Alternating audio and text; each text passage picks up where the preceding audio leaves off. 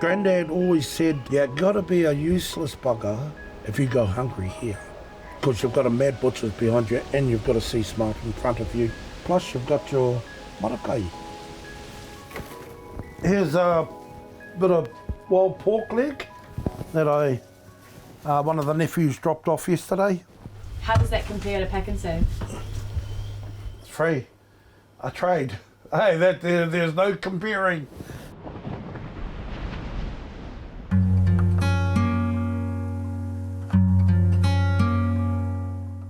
We live on an island. There is no malls here. There is no countdown. There is no pack and save.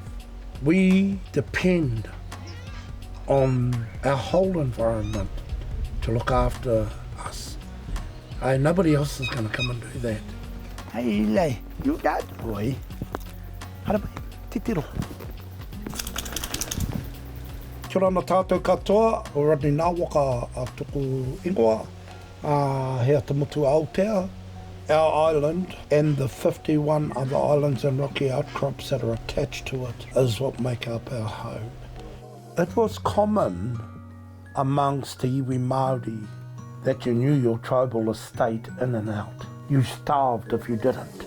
This is one of the maps, or a map that I've been working on. All the blue are talking about birds. They're also talking about trees, different types of trees. These ones here all the way around are villages in the pink. Your hunting spots are attached to your papakainga. In this area here, up in here, called Kai Araara. Araara is trevally. It's a breeding ground for trevally. Our village is our food cupboard. And so to have an understanding of your village, hey, this is my food cupboard. This one here has come, it's a wild pork. It'll be dinner tonight, actually. It's a local beef cheek. Hasn't been bought out of pack and save or countdown. We make our own bread.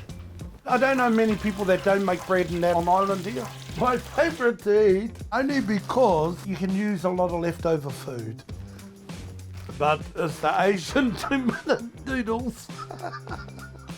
But I tell you what, adding chili powder, silver beet from out of your garden, leftover fish. These two here have fed me all the way through summer and all the way through winter. They need to know how to live off our whenua.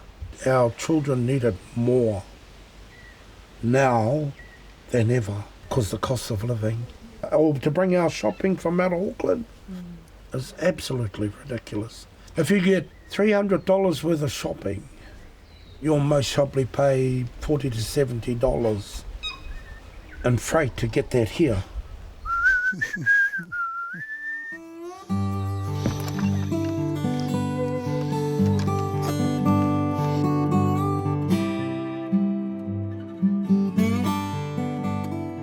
We're down in the marakai, the garden that is attached to the whare tūpuna. Rehua, just up the road here. The pathway is to try and be more self-reliant on the things that we've got around home. Obviously we've got beans and that in over here. You got zucchini in over here. Different types of herbs, kale. What we all realise, if we don't do this, then we're having to pay huge amounts of money around simple things. Oh, look at these. They've done better than my ones. Haven't seen these ones come in my packages just yet. Here, I'm not driven by money. You're better off to do internal trading with islanders. One of the most beautiful things that I experienced with my sons that I brought up here at home in the rohe of Ngāti Wai. And we always gave food to kaumātua and kuia. Every week that you gave kai away, your aunties and that would start making bread. And you'd go there and you give a bucket of kina, and they got a rewana bread. Here, take this home for Dad, boy. You got to help each other out. Ko te moro, ko te wea, ko te re, ko te wao nui. The most important thing on the planet is our spiritual well-being, our spiritual, our physical and our mental well-being. And that is dictated not by pack and save and countdown and the mad butchers. It's actually dictated by where you come from. When that runs out,